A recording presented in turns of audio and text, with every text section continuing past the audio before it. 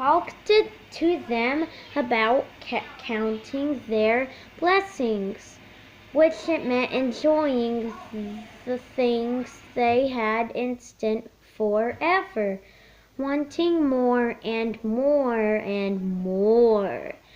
Does that make it sense? He asked. Oh, yes, Papa, they said. It makes a lot of sense. That when the cubs heard the sound of fairy corridor, it was Grizzly Gramps and Gran come to call. Brother and sister ran open in the front door. And as Gramps and Gram came to steps, they made the biggest fuss yet. The woodchopper, when they scared woodchopper, that did it. Up to your room, roared Papa. Up to your room and no TV or treats for a week, for a month, for a year. The cubs knew wasn't the time to agree. They screwed up to the room stairs into the room. We seemed to have come at the bad time, said Gran. What about those things we brought with us? Asked Gramps. A puzzle for brother and a top for sister. Your parent presents will have to wait, Gramps answered Mama. I'm afraid brother and sister has a bad case of gimmies. The Gollop's greedy gimmies, added Papa. The worst case I've ever seen. The cubs opened their door and cracked to listen. The worst case, yeah, said Gramps, looking Papa in the eye. Seemed to you were quite a gimme cub yourself. You were listening. Brother and sister sneaked it up to the top of the stairs. So could they hear better. I was, said Papa. Of course we did it by the malls or the supermarkets back then, but there was old Ruffles' greedy Grimmel store.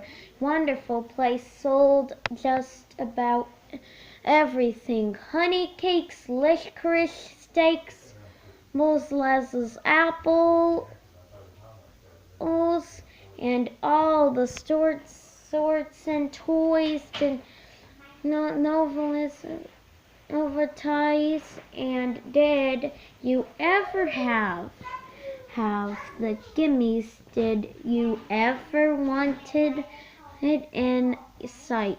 Downright embarrassing. Why?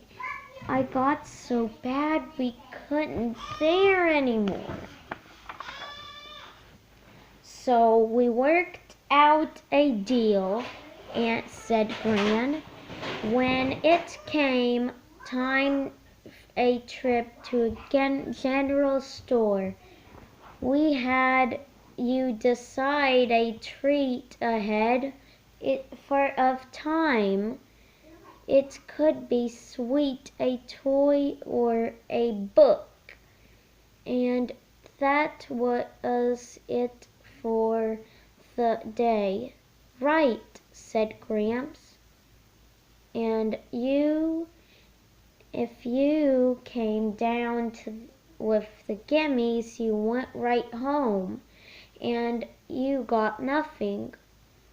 That sounds like a pretty good plan to me, said Mama. Me too, said Papa. The cubs tiptoed back to their rooms and sounded okay to them. Oh. The next time the bear family went to the supermarket, they tried to work Gramps and Grandma plan, and it worked. Brother decided would get a book about dinosaurs, and sister wanted a new box of crayons. Mom and Papa were very proud when the cubs passed to their candy rack with the so much as a pep. Eep.